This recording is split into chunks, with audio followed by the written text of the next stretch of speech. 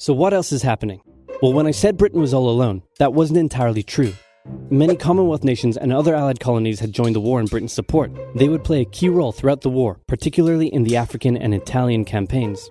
On the Axis side, Germany, Italy, and Japan signed the defensive tripartite pact, bringing their military alliance even closer together.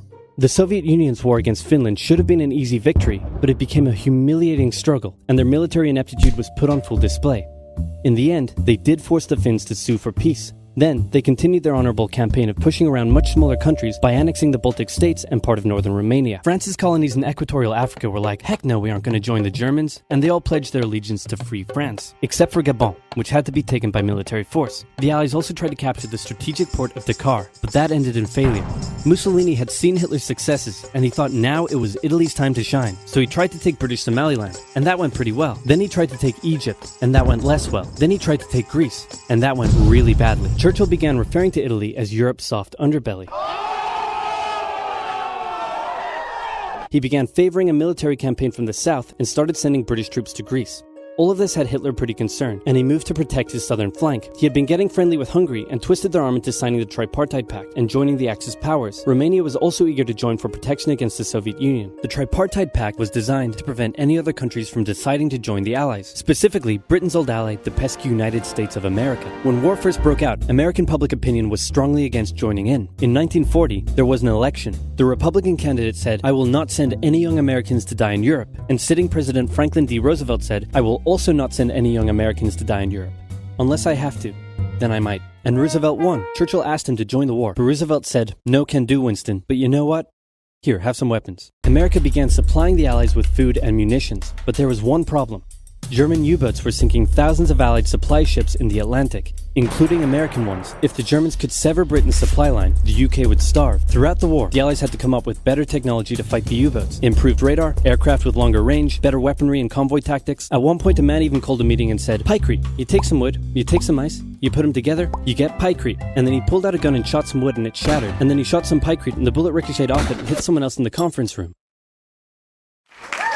Then they tried to make a pykrete aircraft carrier, but that idea was scrapped because that's a really dumb idea. In the end, Alan Turing and his team of codebreakers cracked Germany's Enigma code, and the U-boats gradually became less and less of a threat. Back in Africa, Britain decided to push Italy out of Egypt. Hey, that was pretty easy, so they kept going.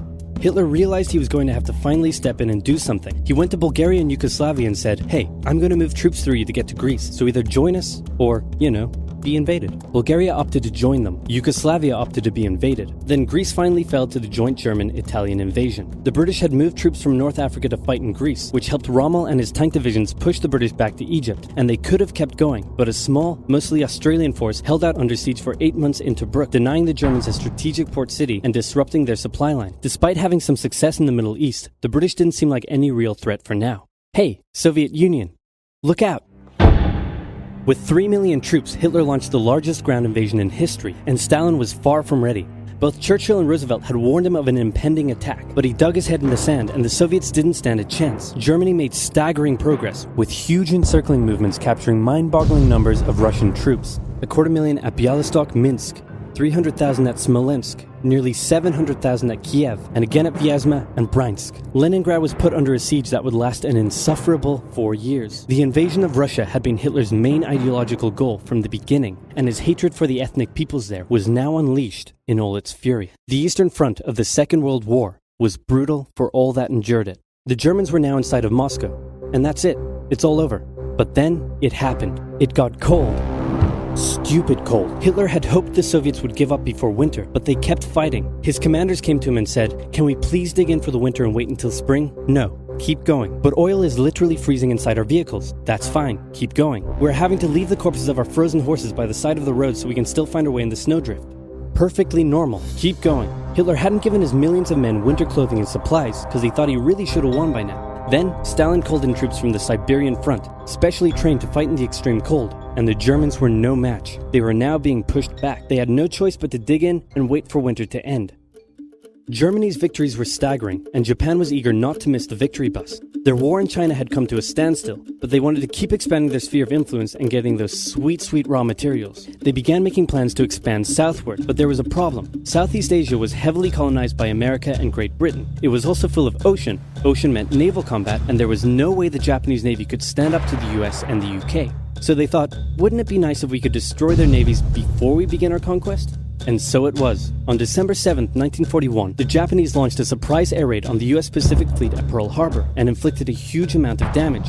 They also attacked British colonies in Southeast Asia. Roosevelt had no choice but to declare war on Japan, and so did Churchill. Hitler then declared war on America, even though he totally didn't have to. The attack on Pearl Harbor seemed like a big Japanese victory, but they didn't attack any of the naval repair yards, fuel storage tanks, or the submarine base, meaning the Pacific Fleet would be up and running again pretty soon. In the meantime, though, the Japanese were able to begin their conquest. They took Guam, the Gilbert Islands, Wake Island, Hong Kong, and the Philippines. They forced Thailand to join them so they could march their troops through to Malaya. They swept through Singapore, North Borneo, the East Indies, New Guinea, the Solomons, and they were now threatening northern Australia and the borders of India. Japan's victory had been as staggering as the Germans, and it reinforced the Japanese idea that this was a divine war which they were destined to win. But their victories had been based on speed, not power, and power would eventually catch up with them. For now, though, in all occupied nations, the people suffered. Persecution, forced labor, harsh punishments for any who spoke out against their occupiers. In Europe, the Nazis were rounding up ethnic minorities and other unwanted groups and individuals. In particular, millions of Jewish people would suffer through the terrible events of the Holocaust. Brave resistance movements rose up in defiance of their invaders, while the people held out for hope. And hope was coming.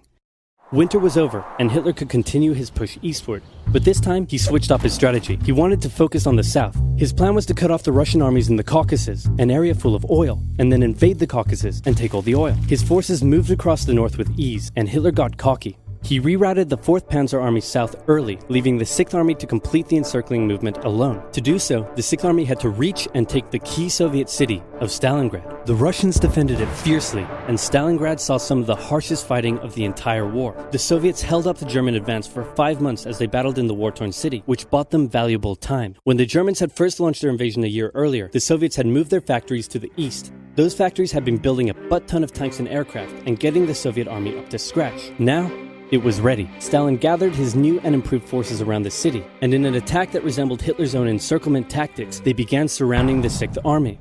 Hitler's commanders came to him and said, "Hey, maybe we should retreat." But Hitler said, No, you stay. The entire 6th Army was trapped and had to surrender. With complete air superiority, the Soviets started pushing westward. For Stalin, it was a resounding victory. For Hitler, an absolute catastrophe. Things also weren't looking too good for Hitler elsewhere. With America now in the war, Allied bombing over German cities reached devastating levels. In Africa, the British had pushed Rommel back again. Then they were pushed back again, and finally, after a decisive battle at El Alamein, and with American and British troops arriving in the west, the Germans and Italians were squeezed out of Africa. Japan was also already seeing its rapid success being turned around. They attempted to take the island of Midway, but the US Navy was ready for the attack, and they sank Japan's carrier. Actually, they sank a lot of them. It was a battle from which the Japanese Navy would never recover. British, Indian, and Chinese troops held the line in the harsh jungle terrain of Burma, and the Japanese suffered losses in the Solomon Islands and New Guinea. They began to realize they were not invincible. With the Axis out of Africa, the Allies had to decide their next move. Churchill still wanted to attack from the south, while the Americans preferred a full sea invasion in northern France. "All right," said the Americans, "we'll do it your way." Allied forces successfully landed in Sicily and began moving north. They also carried out bombing raids over Rome. The thing was, many of the people in Sicily had relatives living in America, and they greeted the American troops quite warmly. With the war reaching home territory, most Italians just weren't that into it, and Mussolini was suddenly very unpopular. He was voted out by his own fascist Grand Council and was toppled from power. Italy immediately began negotiations for surrender. Hitler wasn't surprised and had already sent reinforcements southward. In an operation he ironically called Operation Axis, German troops quickly disarmed Italian troops in the north. The Allies continued fighting the Germans up through Italy, but then winter set in, meaning mud, and everything slowed to a halt. "All right," said the Americans, "let's do it our way as well." Germany had made itself a lot of enemies, and millions of Allied troops had been gathering in England as factories worked around the clock producing the war material needed for a super crazy massive the likes of which the world has never seen before invasion of Europe. The Germans knew an Allied invasion would come, but they didn't know where it would land. Thanks to Allied deception tactics, they thought there was a pretty good chance it would come at Calais, but the Allies were really going to land in Normandy because it was less fortified and the beaches were nicer. Under the careful planning of General Dwight D. Eisenhower, the invasion that had been long in the making was just about ready to go. Just one thing was preventing the launch: the British weather. For a a short while, everyone sat around waiting for a decent day, and then it came. On the night of June 5th, over 1,000 bombers took off and raided coastline defenses, while paratroopers were dropped inland in a bit of a chaotic operation, tasked with sabotaging defenses and capturing key bridges to stop any German reinforcements from reaching the beaches. Early the next morning, the barrage came, as Allied ships fired a huge number of shells at the German fortifications, and then the landings. The Americans at Utah and Omaha, the British at Golden Sword, and the Canadians at Juneau. It was a tremendous struggle with a great loss of life, particularly at Omaha, but the Allied troops captured the beaches and the landings were a success. Then they began their movements inland. They took the port of Cherbourg and the city of Caen. The Americans moved south to capture Brittany. Then, in a massive disaster for the Germans, British and Canadian troops from the north and Americans from the south trapped the German 7th Army in a near wipeout encircling movement. In August, Allied troops landed in the south of France to little resistance. On one beach, all they found was a Frenchman handing out champagne. Paris was liberated, and the Germans were pushed out of France as the Allies entered Belgium. In the Far East, the Allies started to push the Japanese out of Burma, as the Americans launched a two-pronged offensive in the Pacific. In the south, General MacArthur led the push to liberate the Philippines, while General Nimitz oversaw the brutal island-hopping campaign. American forces had to make hard-fought landing after hard-fought landing on fiercely defended small islands as they moved steadily towards the Japanese mainland. The Japanese believed that the greatest thing a person could do was to die in battle, and the most dishonorable act was to surrender. As a result, they fought ferociously to the very end, and the closer the Americans got to the mainland, the more ferocious the resistance became. In February 1945, the Americans captured the island of Iwo Jima, and an intense firebombing campaign of Japan's wooden cities began.